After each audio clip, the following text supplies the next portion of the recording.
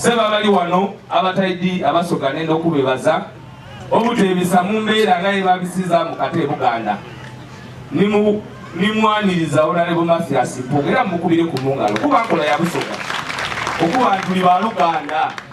ndidi nti byetwogera binza otwawukanya aye bino tukwogera ku nsonga y'aba Uganda mubona enguudo eridi tuteeta wano mu kibuga Museveni bwe yayita yakuba bantu zira nguudo kyokka ndikulira bano ababakanga baliko bamwe enguudo ennungi bana mwogera amazima tulekere kudoosanga bintu busogere ng'edoosa budoose tuzira nguudo tuzira malwaliro mulobe kudoosa kuwaanawaana nsonga ng'amaliriza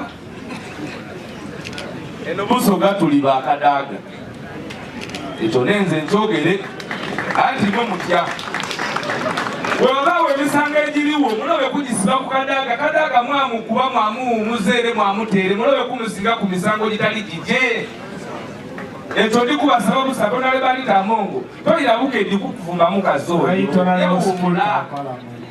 ekyo nenze nkyogere kuba ninza Alex Mufumbiro I speak my mind ate ku mulambo gwa muganda wange mbaire nina okwogera ekyo mama kadaaga muleke kola mirimu gyo mugubule sente mama muleke abeewo alimiremeke